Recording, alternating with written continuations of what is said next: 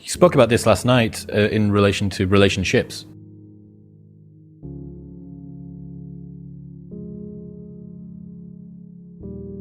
And you said that when you commit to somebody, there is the inevitable pain that any future catastrophe is going to need to be worked out in a difficult way between you and the person that you've committed to, as opposed to you being able to go, oh, well, cool. I'm out of here. The side chicks are warm on Tinder in any case, I'm off. Yeah, right.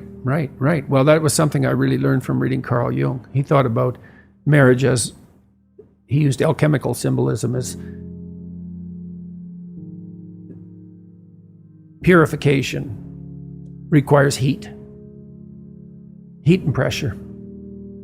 And so you have a container and it gets hot. And that's when you want to leave. That's when the changes can take place. And sometimes they have to be radical to maintain the relationship. Very radical. But hopefully those radical changes are positive. But what makes you think you'd make them if there wasn't a fire lit under you? And one of the fires is, I can't escape from you. Here we are locked in combat, right? Here we are in this adversarial relationship. Beneficial adversary. Yeah, exactly. Beneficial adversary, yeah.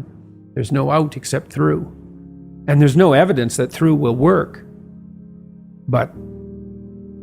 And so that's part of the utility of the vow, is to turn the temperature up. And you could say, well, I'll escape. But the problem with that is, escape to where? You're not going to have another relationship? And if to the degree that you brought the catastrophe to the previous relationship, which is at least a 50-50 probability, right? What makes you think you're not going to bring it to the next relationship? You're the common denominator between all of the experiences. That's right. I've had many bad relationships. Like, really? I've never met anyone I can trust. Okay. Everyone's motivated by power. What's the common denominator here? Exactly.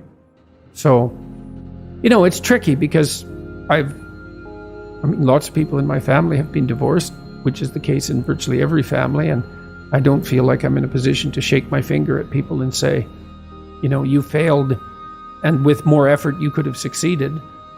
That's not up to me to decide.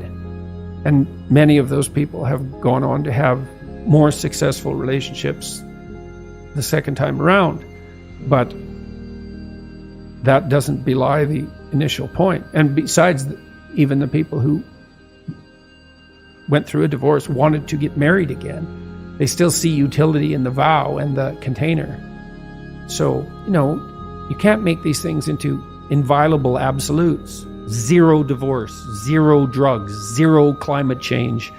That isn't how the world works. Partly because there's always a snake in the garden, right? There's no 0.